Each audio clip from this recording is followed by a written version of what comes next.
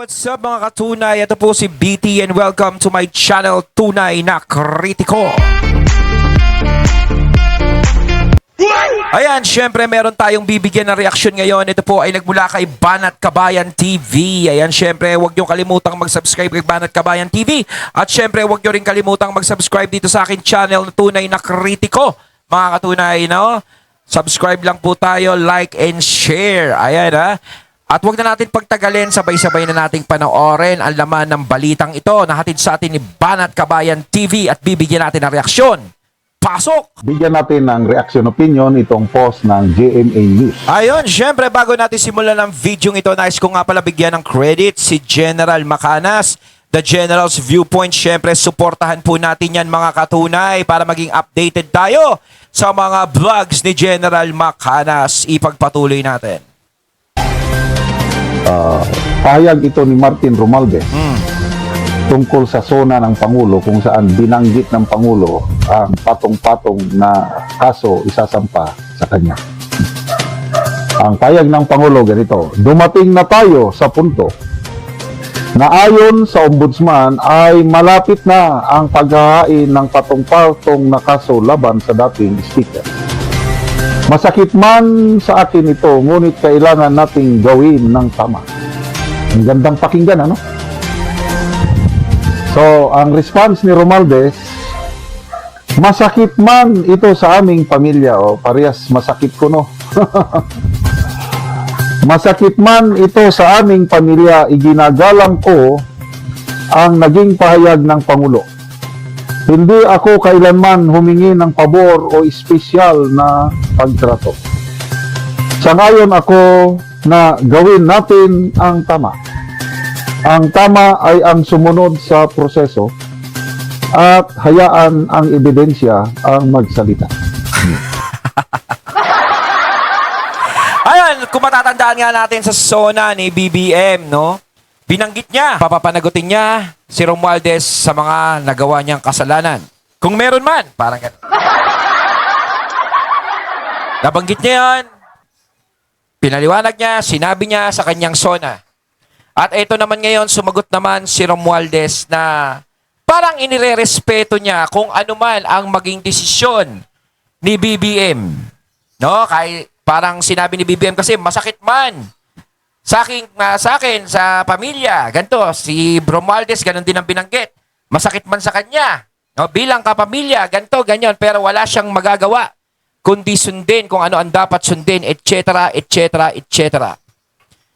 Para namang napakakalmado mo naman, Tambi. Di ba kung mapapansin mo, yung ganong sagot ni Tambi kay PBBM, parang napakakalmado ng sagot niya. Ang ibig kong sabihing napakakalmado, malaking kaso yan, brother. Malaking kaso, hindi basta-basta yan. Kung mapapatunayan dyan na ikaw ay guilty, malamang dyan ka na tumanda sa hoyo. To yan. Eh yung iba nga, pag ganyan, nakakasuhan ng ganyan, is nagtatago na. Diba? Hindi na mapakali. Sino ka, si BP Sara? Yung tipo na alam naming lahat na inosente, no? At si BP Sara ay relax lang. Hindi niya iniinda o hindi siya naapektuhan sa mga ikinakaso sa kanya. Parang ganun din ba yung ginagaya mo na parang relax lang ako, hindi ako naapektuhan dyan. Kasi para sa akin, lagi ko sinasabi ko, hindi biro tong kasong to. Kung sakaling mapatunayan kang nagkasala dito. Sinabi din ni Romualdez na kung sa ebidensya, paano halimbawa kung sa'yo tumuro yung ebidensya? Ganyan pa rin kaya yung sasabihin mo na sundin mo ang dapat mong sundin? Dito pa lang kasi nagtataka na ako Kalmado si Romualdez sa mga sagot niya. Kayo mga katunay, may napapansin kayo. O mamaya na natin ituloy. Pero ako, napakalaki ng napapansin ko dito. Kung hindi ka mag-isip, pakinggan mo lang itong mga salita nila na hindi ka maging critical, hindi ka mag-analyze. Maganda. Mapapalakpak ka talaga. But ako, kung ako niyang tatanungin, hindi ako naniniwala dito. Parte ito sa script. Totoo yan. Kahit ako, hindi ako naniniwala dyan eh. Tama yung sinabi ni General Macanas, ayun yung nakikita natin, parang scripted ito. Kasi sa totoo lang, ang tagal na nitong isyong to. Diba, sinabi nga ni Toby Chanco, ni Congressman, na dati pa lang, is alam na, parang alam na ni BBM na merong ginagawang hindi maganda sila Tambi. Sinita nga niya, di ba? Na anong ginagawa nyo? Bakit ganito? Kailangan pa bang ganito, ganyan? Papayaman kayo, ganito. Kung alam niya na dati na nagkakaganon, dapat pinigilan niya na yon. Dapat tinanggal niya na yon si Tambi. Di ba? Inalis niya na yon. Kaso hindi. Pinagsabihan niya lang. O pagpalagay natin, pinagsabihan niya. Ganun na yung nangyayari. Alam mong ikasisira ng pangalan mo, hindi mo tatanggalin. Pababayaan mo lang, ipapadiretso mo lang, ipapatuloy-tuloy mo lang. Ano yung parang, I will give you another chance. Kaso binigyan mo siya ng another chance, is ganun pa rin ang nangyayari. Di ba? Yung pagbibigay mo ng another chance sa kanya. O, hanggang sa ganito na. Lumaki ang problema. O. Ngayon, sa tingin nyo ba ay maniniwala kami sa ganyan na sinasabi na si Tambi kung kakasuhan o huhulihin o anuman? Di kaya parang ganito yan? Oy, insan. Babanggitin ko sa zona ko ha. Na huhulihin ka. Iimbestigahan ka. Oh, palipasin lang natin yung panahon. Makakalimutan din nila yan. Kaya parang ganon. O baka isipin nila, magkara naman mag-isip nito, hindi naman siguro ganon. Ganon yung tumatakbo sa isip namin eh. Diba? Once na ang isang guilting tao, ay maging guilty talaga. Yung guilty siya, yung alam niyang ano talaga siya. Talaga siya yung tinutumbok. Kakabahan yan. Kakabahan yan. Hindi pa pwedeng hindi. Ibig sabihin, kalmante siya kasi alam niya, pinsan niya, presidente, parang gano'n. Kaya kalmadong-kalmado siya sa nangyayari. Parang kahit anong oras, pwede siyang bakeran o sandalan o may masandalan siya, ganito. Parang wala tayong nakikitang takot sa kanya. 'Di ba? Parang inamin niya rito na, o sige, insan, kung ganyan ang desisyon mo, kung ako ay mapapatunayan, magpapakulong ako. Di nga. At saka dapat dati pa yan, dati pa hinuli yan, dati pa inimbestigahan yan, dapat dati pa nila hinarap yan. Sa investigasyon pa lang ng Blue Ribbon, dapat hinarap na nila yan. Tapos nagkaroon ng investigasyon ng ICI, di ba? Bumaba yan. Oh, ano ba nangyari? Nakita ba ng taong bayan kung ano yung investigasyon sa kanya? Di ba? Hindi naman. Private yung nangyari, hindi sinapubliko. Bakit? Okay. Naniniwala ako sa pahayag ni Congressman Toby Chanco. Parte rin siya sa pamilya nila. Kasi ang asawa ni Congressman Toby Chanco, pinsan ni PBBM, pinsan ni Martin. Parte na rin. So, November of 2024, tinawag ni Pangulong Marcos Jr. yung Martin Romualdez na yan at nasaksihan ito ni Congressman Toby Chanco. Pinapagalitan niya si Romualdez. Yun! Bakit pinapakialaman yung budget? Bakit nyo binawasan ang pondo sa National Expenditure Program, mga flagship projects, at inallocate sa mga program, something like that.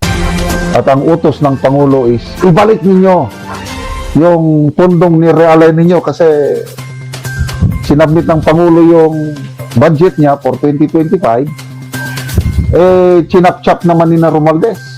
Yun ang sinasabi ko, di ba? Gumawa na sila ng ganun, nabisto na sila, pero hindi pa sila ginawa ng aksyon. Pinagalitan lang.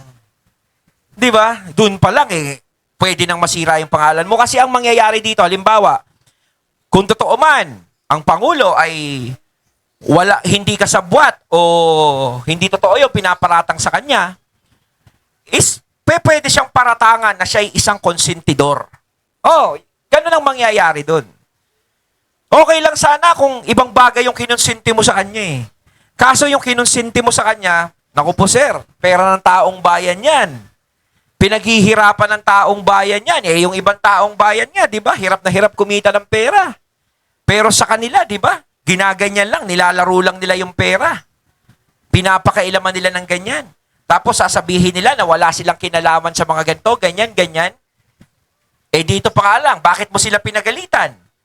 Kasi may pinakailaman silang pondo, ganun.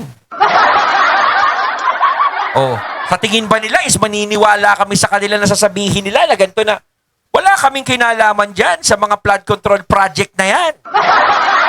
Eh dito pa nga lang sa sinabi ni Congressman Toby, di ba?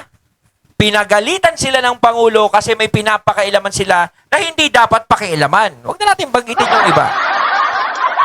Oh, so ibig sabihin yan, kaya nilang pakailaman yung hindi dapat nilang pakailaman. Oh. Kaya sa tingin ba na maniniwala kami na, naniniwala tayo na hindi sila, dyan, sa flood control, inosente yan, ganito. Eh, pinagalitan nga sila ng Pangulo, di ba? Kaso nga lang, ang problema, hindi tinanggal.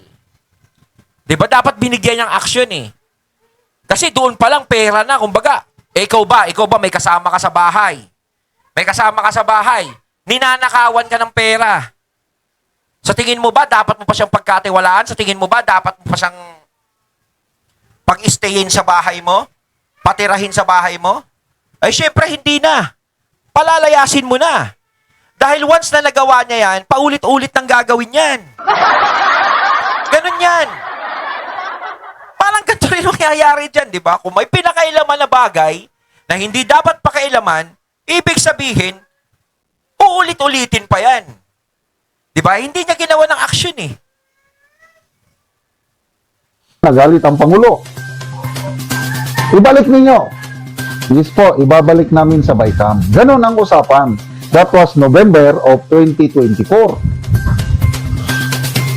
O anong nangyari? Naibalik ba? Hindi. Eh anong klaseng Pangulo itong meron tayo? Yun lang. Hindi siya ginagalang ni Romualdez. Kasi kung natupad yung usapan nila at naibalik, hindi sana masyadong nagka-problema yung 2025 national budget. Oo. Pagpalagay mo, no? Pinagalitan na ni BBM, no? Pinagalitan na siya ni BBM, pero hindi naman binalik. Ibig sabihin, parang binastos siya niyan. Oh. Dapat mo ba bang dapat. Wala na. Puchat, insan sinisira mo yung pangalan ko eh. 'Di ba? Winawasak mo ang pangalan ko eh. 'Di ba dapat ganoon? Ganoon na 'yon? Dapat tanggalin na kita. Hindi na dapat kita pag-stayin dito dahil winawasak mo ang pangalan ko, sinabihan na kita pero hindi ka nakikinig. Oh. Pero 'di ba, kailan lang naman 'yan? Nag-resign nito lang. Tapos ang pinalit na speaker tropa din. 'Di ba? Sus Mariosep. Pero sa akin, ayos naman ang unit team dati. Simula nang pumasok talaga to si Tambi, simula nang pumasok sa eksena to, nagkagulo-gulo yung unit team. Dahil alam naman natin kasi, pangarap talaga nito maging presidente. Gustong-gusto niya maging presidente ng Pilipinas. Tingin nyo ba, sa pinapakita niya ngayon, magiging presidente siya ng Pilipinas, baka kahit barangay chairman, hindi na manalo.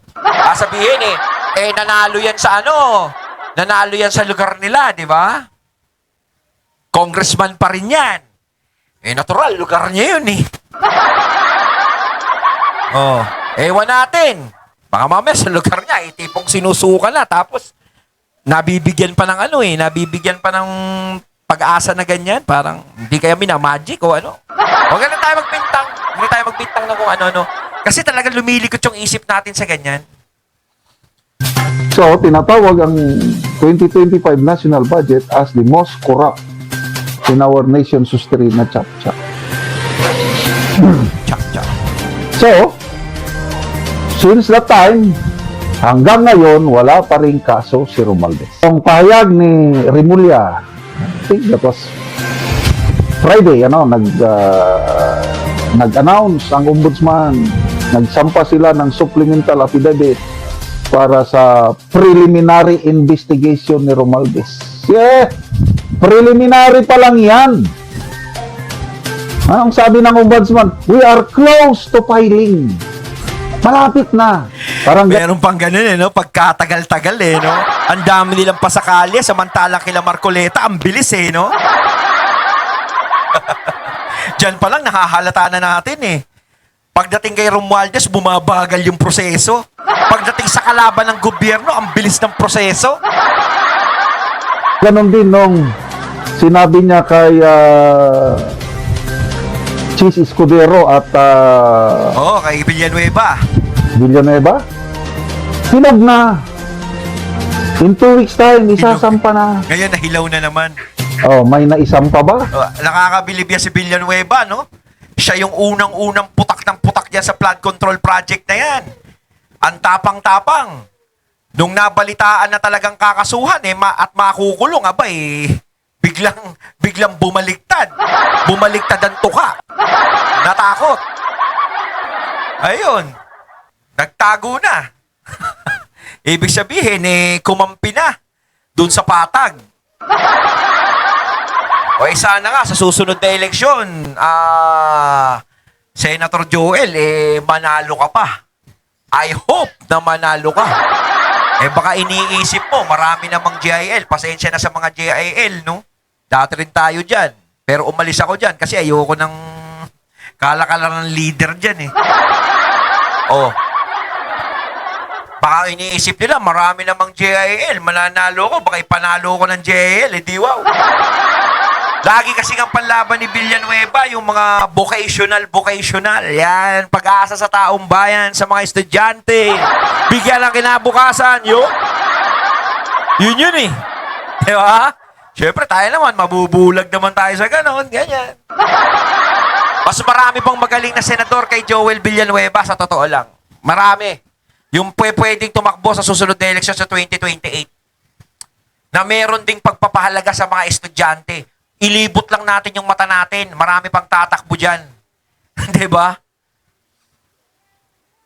Kay Escudero at Villanueva, wala dahil bumaliktad sila pumunta sa majority. Ako nawala bilib ko dyan. Natulog Dati na. bilib ako kay Joel Villanueva kasi natutuwa ako sa prinsipyo niya. Pero nito lang, simula nang kinain niya yan, di ba? Sayang, JIL ka pa naman, sir. Kayo ang may hawak ng JIL. Pero, nako, ewan. Ang kaso.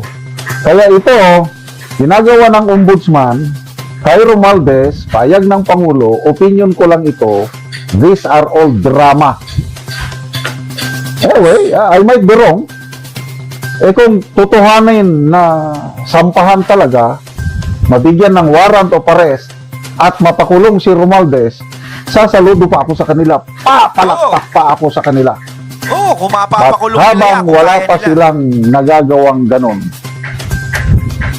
no way, hindi nyo maluloko ang mas nakakarami sa taong bayan. Tingnan natin ang mga... Paano yan? General, kung ipakulong nila. Tapos, pagkalipas ng 1 buwan, a month later, nakalaya na. reaksyon na. Hindi, wow na. Rosal Arquisola, the script is done.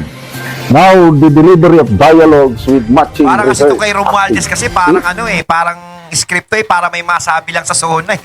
Kasi talagang i-open talaga yan eh. Kailangan i-open mo yan, kailangan talaga meron kang merong resulta yung sasabihin mo eh. Hindi pwede kung ano-ano lang yung sasabihin mo na ganito, ginawa ko, ganito. Kailangan talaga meron kang sasabihin na pwedeng pag-usapan. Yung magte-trending. Kaya yan, kumbaga, yan yung binanggit. Si Romualdez, papapanagutin ko, ganito. Ayan, mapapag-uusapan yan. Kaso, inaasahan ng tao yan. Kung talagang mananagot yan. Hamon sa Pangulo yung ganyan, na binitawan niya. Ano pa? Part of their script, sabi ni Christopher. Sabi ni Aries, Asos! Palabas lang yan para kunwari inaksyonan. In the end, absuelto din yan. Drama ito. Yet, binabasa ko na lang mga comments, hindi na lang yung mga pangalan. Yet another theatrical move. The script is scripting. File a case now, dismiss later. Pwede rin yan. Para hindi sila mapaya, sampahan. Kailan? Pag sinampahan nila ng kaso yan, bukas, makalawa, mahina ang ebidensya, absuelto to. Pwedeng sadyain nila na mahina ang kaso Yun yung sinasabi ko. para ma-dismiss. So ang nakakulong ngayon, kawawa, Senator Marcoleta, Oo, sila Marcoleta, nagsasabi. Jinggoy, Oo, si Jing. Mike Defensor, Mike DeVito.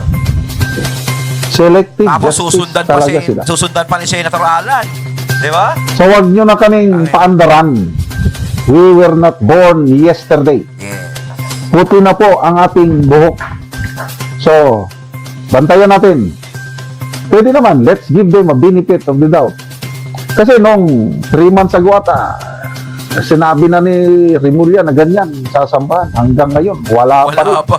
So ngayon, pangsona, sasampahan daw. So, 1 month from now, 2 months from now, may Papasan lang sa sasampa likod. kaya. Baka matapos ng administrasyong ito, 2028, wala pa rin naisampang kaso kay Romualdez. Ayun, natatig nato ngayon ng video na nagmula kay Banat Kabayan TV at syempre nato ngayon natin ang boses at video na yun na binigyan natin ng reaksyon na nagmula kay General Macanas. Kayo mga katunay, anong masasabi nyo tungkol dito? Comment lang po kayo sa comment box. So once again, I'm BT and I'm out.